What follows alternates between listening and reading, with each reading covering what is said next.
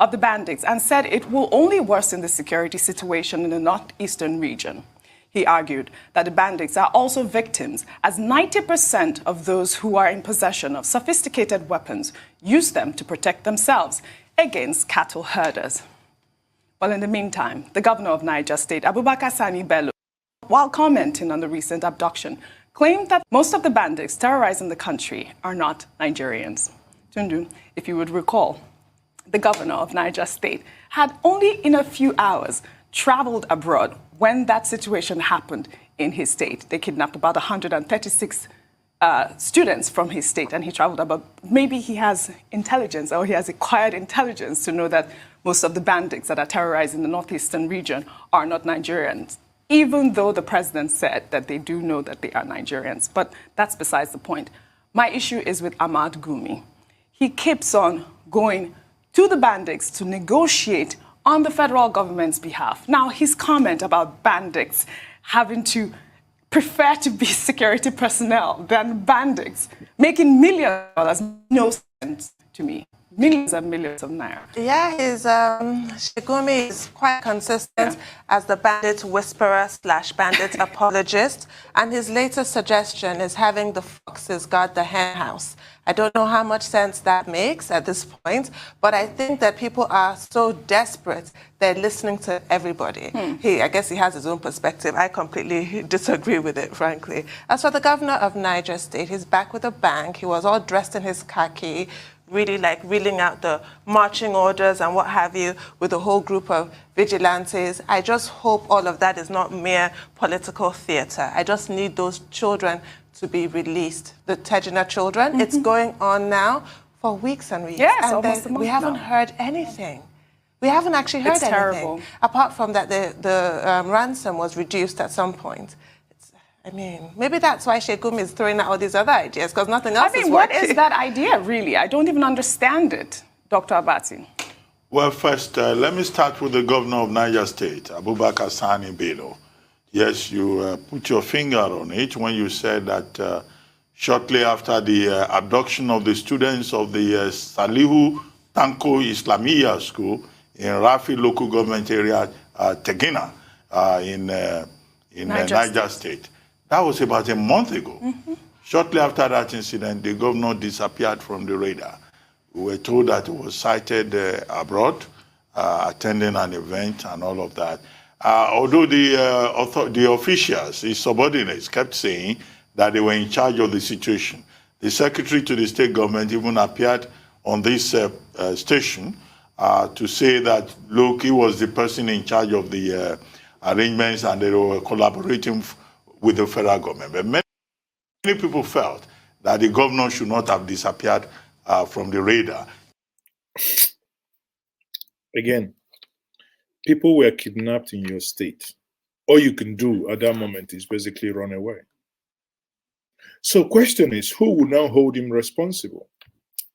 If the one that is at the helm of affairs disappears in action, when you wake up and hear that 250 people have been killed in Benue in one day, or that in one evening, on one weekend, over 54 or 58 people were killed in Zamfara. From Niger Delta Broadcasting Service, my name is Andrew Uweri Okere Ajapasa.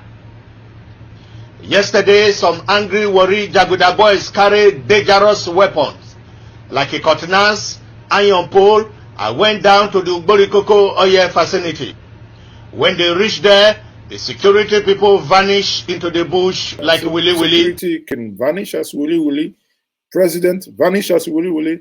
Here, the governor of Niger State also vanished as Willy Willy. There is... Given the very serious challenge his state was facing, over 42 communities in Niger State having been taken over by bandits. 1 month later, Governor Bello has suddenly shown up. And well, I don't know whether we should thank him or commend him, because 1 month later, he has now visited the affected families to express his commiserations. He has met with security, a combined team of security agents to help rescue the children. 1 month later, that's when the governor of Niger State is Now, 1 month later, you just imagine, please, let's this thing not be an abstract to you. Just imagine it. Your sister now, just imagine for 1 second, your sister, my sister, our children were kidnapped. We have a governor in a state. He did nothing. 1 month later, somebody walks into your compound. 1 month later, I hear some children kidnapped, and I can feel your feelings. Honestly, it's very, very unfortunate that something like this can happen. Imagine if you get dagger for that house, what will you do? This is not kidding. So it shows you those whom you have ceded your power, you have given them the authority to represent you, are basically have willy-willied. They are not there. They are missing in action. Starting from the top, starting from the Aga as a top, to the one in the middle and to the one in the bottom. Everybody is willy-willied. And it is sad. Honestly, it is sad. It is heartbreaking because you and I are not being treated as human the way we ought to be treated. That is the sad reality. But the saddest part is that you and I also appear not to be demanding enough to be treated as human beings. Rather, our parochial sentiment, ethnic, sentiments sometimes and in most times appear to becloud our sense of reasoning.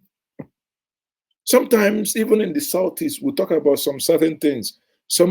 Your argument will be, oh, yeah, but they are negotiating with bandit. And I ask myself, so because somebody has bandit, therefore I must create bandit. I must have my own bandit. But can't we begin to look at issues dispassionately and focus? Because our problem is very clear-cut, that we begin to tackle them head-on.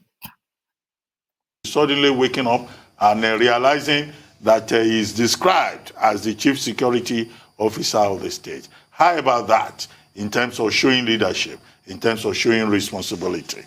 So I think, other people can analyze that and try to award the grade to Abubakar Bello of Niger State in terms of how he is focusing on the assignment that the people of Niger State have given him, and how he's showing responsiveness and empathy and trying to be responsible.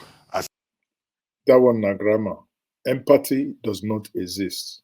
Not from the president to the governors. Empathy does not exist. If not, how can somebody, we cannot be, it is insulting to be talking about this thing, to use empathy in the same line of sentence.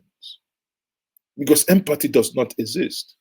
Anything that is not about wealth accumulation, where we have even reduced ourselves, even outside government, all of us, is only, ibutike, how to make it. Nobody talks about empathy anymore.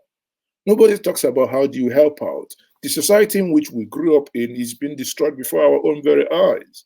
And everybody is just thinking of how to just make money. Make money. Will you even chop yes, money is good. It helps life, but there is more to life than just we're playing. Talk about money. Who are we negotiating with? Bandits? The same bandits that the governor of Katsina State negotiated with, and they had photo ops, and the next minute the bandits were back at action? The same bandits? How long are we going to keep playing with ourselves and keep continuing this game we play? This nefarious game of Russian roulette we play. How long? Smart. This is criminality. Mm-hmm. What you do, you go in there, you end criminality, you bring them to book. Correct. In the 80s, we had a criminal, Lawrence Omajakpo Anini, that evaded a lot of people, evaded the authority because he had a connivance with a police officer. What did General Babangida do? He told the Inspector General of Police, he said, where is Anini? Give me Anini. And in the end, they stopped it. They killed Anini. So what you do is you go in there, you destroy criminals. And Sheik Gumi should stop this narrative of we need to talk to them. Sheik Gumi, please. For starters, we are all disadvantaged. You know, I was telling my friends the other day, I said in all my years I've spent in this country, I can't look forward to one thing that the government of this country has given me for free. Only COVID-19 vaccine, the 2 jabs I took. And that's real. I've not gotten any public scholarship in this country. Exactly. I've not gotten anything. So if the Sheikh is saying people are disadvantaged, me too, I can come out and say I'm disadvantaged. But we can't go ahead and say because we are disadvantaged, we kill other people. It is wrong. It's a criminal act. So stop trying to make that narrative like, oh, it's, what is it called? It's like the Niger Delta militants. Because I've heard that narrative too much, and that's not the problem. These people are criminals. You keep saying negotiate with, what did the Katsina state government do before? Didn't they negotiate with the bandits? Didn't the bandits start the attack even after the photo ops? Mm-hmm. What have the governors been doing all this while? Has it not been negotiations? So why can't the bandits too look and say, okay, let's have a break, guys. This is not good. But we don't see that, and you say we keep negotiating with that. That's also, how long are we going to continue this game of Russian roulette? How long? Well, that's a good question. Let's take another story. You know, I'll leave it at that because obviously he made excellent point. He made excellent point. You ask yourself, how long? Honestly, how long are you going to negotiate? How long? How long can this madness continue? Because, you know, this is not a case of, oh, we don't have such in my place. Listen, it's the madness is everywhere.